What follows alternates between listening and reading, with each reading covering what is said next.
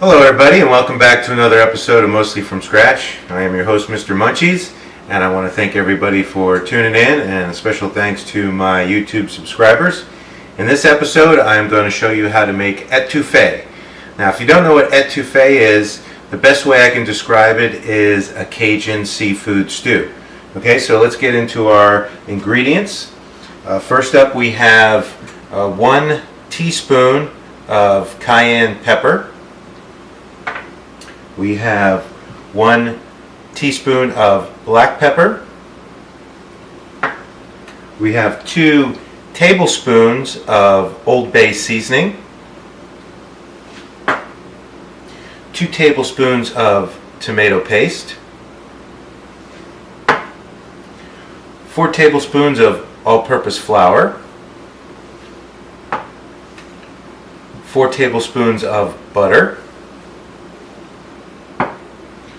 1 cup of fish stock. Now, if you don't have fish stock or don't make fish stock or can't find it, you can use chicken stock for this if you'd like. I have 1 clove of garlic minced. This is about 2 tablespoons, maybe 3 tablespoons of red and green jalapeno. I just did the red for a little bit of color in the dish. This is approximately, I would say, a little over a half a cup of chopped onion. I didn't quite measure that out completely. 2 stalks of chopped celery. 1 chopped carrot. I have a pound of cooked shrimp. A pound of crawdad meat. Now, you can find this at Publix. I got this at Walmart. It was a little bit cheaper. It's actually 14 ounces. It's not a pound. Some andouille sausage or andouille sausage, however you want to say it. This is a kind of like a Cajun kielbasa. Now, this is optional. Most etouffees don't have that in it, but I'm just going to put it in there because I like it. And some Tabasco sauce. Alright, so let's get into making our etouffee. I hope my skillet's going to be big enough. You're going to need a good sized pan. So the first thing you want to do is melt your butter, because we're going to make a roux. I'm on about a medium heat, 5 out of 10 right now. My butter's melting down pretty quick. Now, this is the only recipe that I know of where you want to scorch your roux. And by scorching, I don't mean burning it, but you want to cook it to the point where it's going to get kind of brown, almost like a peanut butter color, with kind of a nutty kind of smell, taste to it.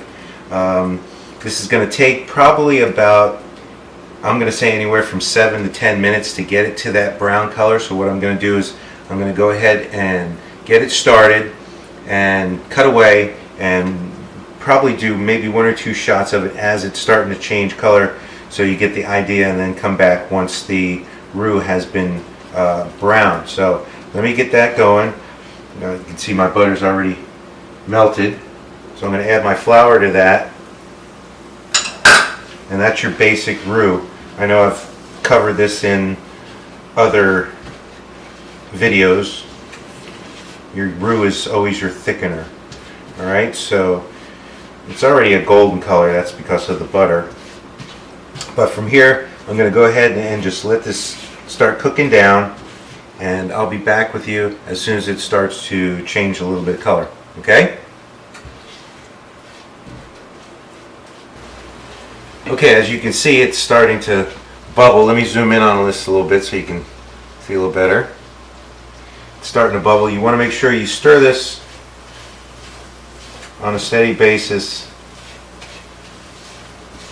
and it's already starting to get a little darker. It's only been about a minute and a half now, so I'm going to let this go a little bit more. And don't forget, you got to keep stirring this. You don't want it to stick to your pan, even though with the butter that's quite a bit of oil, but you will be a little apt to let it set, and then if you do, it may stick to your pan, so you don't want to do that.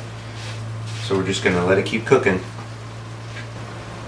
Alright, as you can see, we're at about the 4-minute mark here, and it's definitely starting to get a lot darker. It's starting to take on that peanut butter kind of color.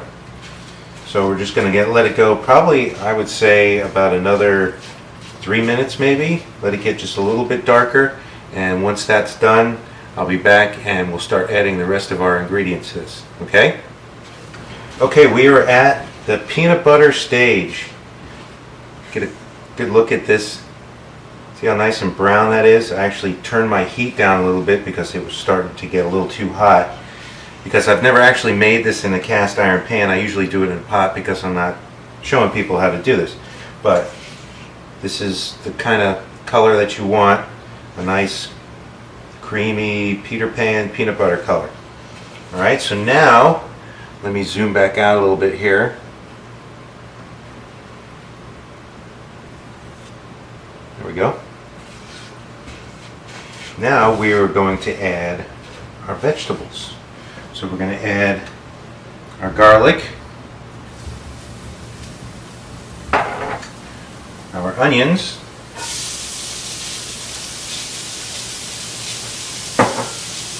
celery. Oh man, you can smell it already. Yeah, it smells good. As soon as the garlic and the onion hit the pan, yeah, that's why they call these your aromatics, or in French terms, it's called a mirepoix. So now we're going to saute these probably for about 5 to 7 minutes until the onions get a little translucent, our celery gets soft, our onions get soft, everything just gets nice and translucent. Alright, so that'll take a few minutes. So I'll keep tossing these around, and once they get all nice and soft and everything, I'll come back. I just want you to have a quick look at this before the vegetables start releasing their moisture. You can see that the roux has kind of dried up a little bit and stuck to the vegetables. That's normal, that's what you want. Once the vegetables start getting to the point where they're going to start getting hot and releasing their water, everything will start to loosen up a little bit. You'll get a little bit of liquid in there. Just make sure your pan's not too hot. Okay? A few more minutes on this. Okay, it's been about 6 minutes now, and my vegetables are starting to get soft. Now I did this on a lower heat, about a 2, because you don't want your roux, which is already brown, to get any browner. So lower your heat a little bit. Now we're going to start adding the rest of our ingredients. So I am going to turn it up to a medium because we're going to be adding some cool stuff. I don't mean cool like, hey, cool. I mean cool as in like from the refrigerator. So get your heat back up in your pan a little bit more. Now we're going to add our fish stock. Like I said, if you don't have fish stock, you can use chicken stock. A little bit at a time. Keep stirring it. And now you're going to see your roux start to thicken up and create your base for this.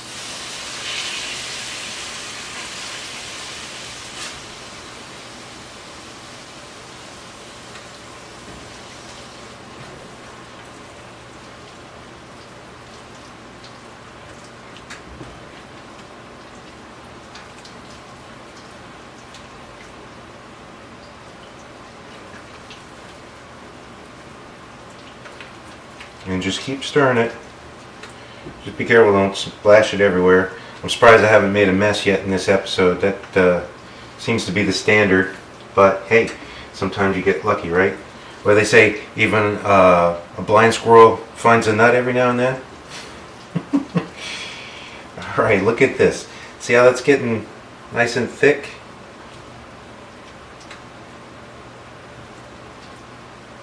We'll add the rest of our fish stock in there. Stir this around.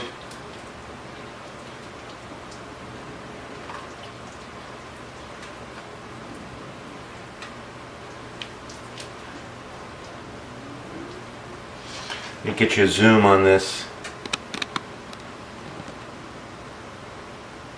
See what this looks like now? It's nice and thick, getting that stew consistency. Alright, zoom back out. Now we are going to add our dry spices to this. Or, sorry, going to add our tomato paste first. Get that mixed in there.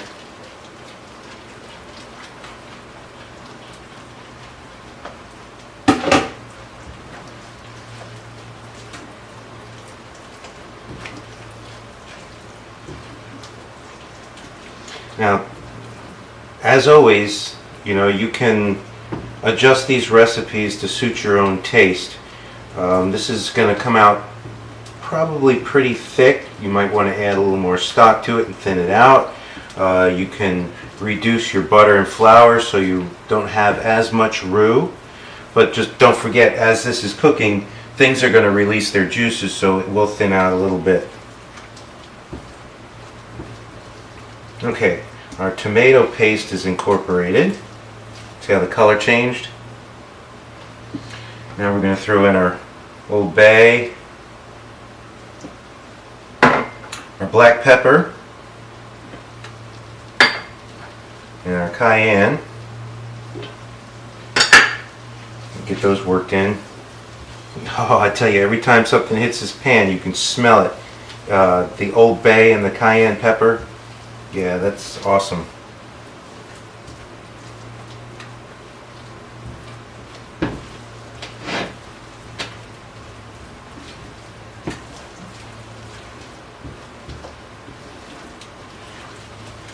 Alright, we got that worked in. Now I'm going to add my Tabasco sauce, and this is one of those things as well that you can just do it to taste. I'm probably going to, oh, that's probably going to be at least 2 tablespoons. Well, maybe 3. Yeah, I'd say that was probably about 3 tablespoons. Get that mixed in. Oh, once again, the aroma from this is unbelievable. There we go. There's my mess. See? I guess I'm no blind squirrel today. See, this is why you should share my videos with your friends, because they'll definitely get a good laugh at some of this stuff.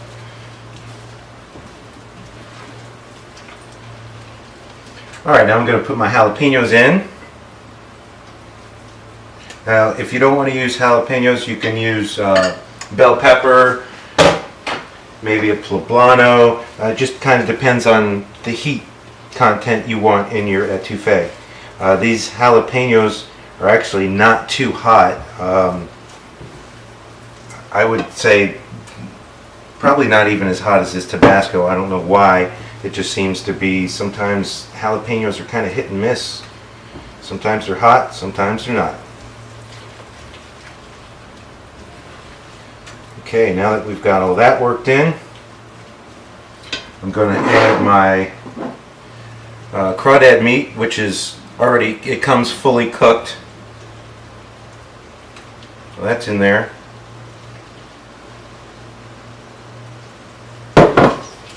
Get that worked in a little bit.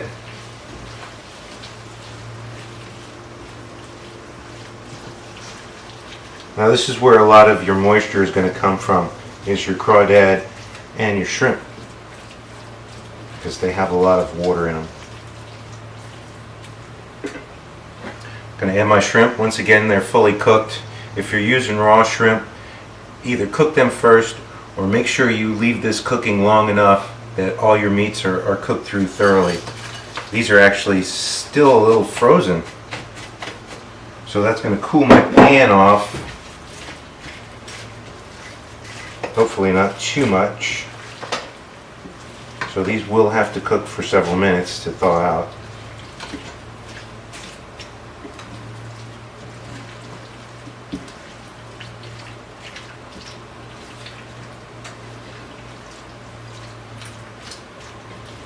Doesn't that look killer? Oh, did you hear that? That was my stomach. I am ready to eat.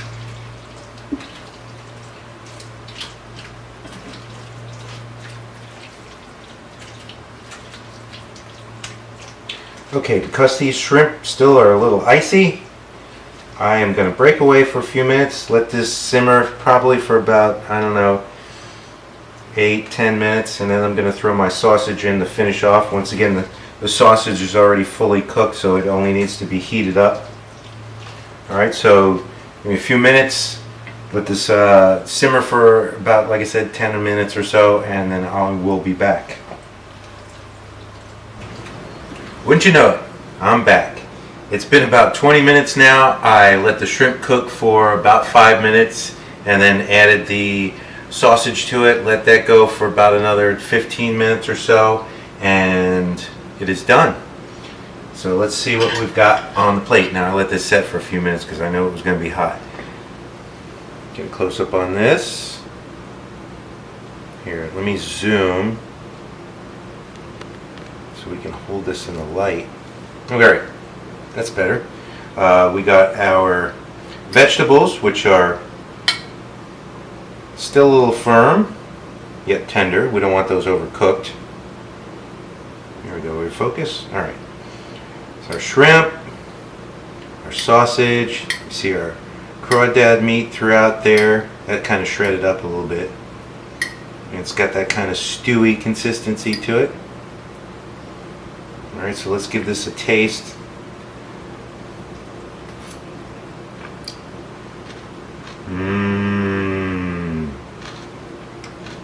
Ooh. Okay, ooh. That is spicy. Yeah. Ooh. Now, like I said before, you can always leave out the spicy stuff, but yeah, this has definitely got a bite to it. But it's good though.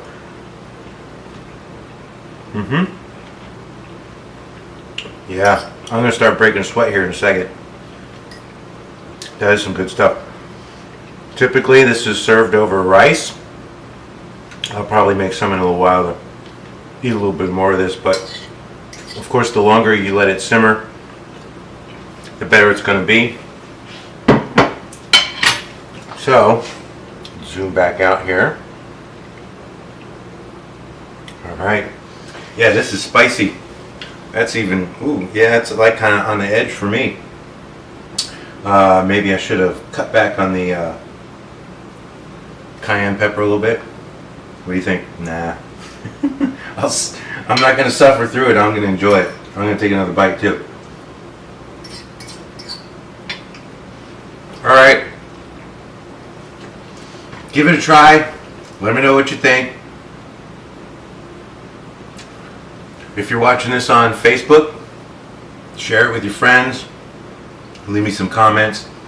If you're watching this on YouTube, share this with your friends as well. Give me some feedback on it. Thumbs up, thumbs down, whatever. Just so I know people are watching these videos. And just, if you're watching this on YouTube and you want to friend me on Facebook, you can find me at Mr. Munchies. Mr. is spelled with a Z. That's M-I-Z-T-E-R, Mr. And the Munchies is M-U-N-C-H-E-Z-Z, Mr. Munchies. So friend me on Facebook because I post some stuff that I don't post on YouTube. Alright, so that'll do it for another episode of Mostly From Scratch. I am your host, Mr. Munchies. So everybody, plate up and chow down.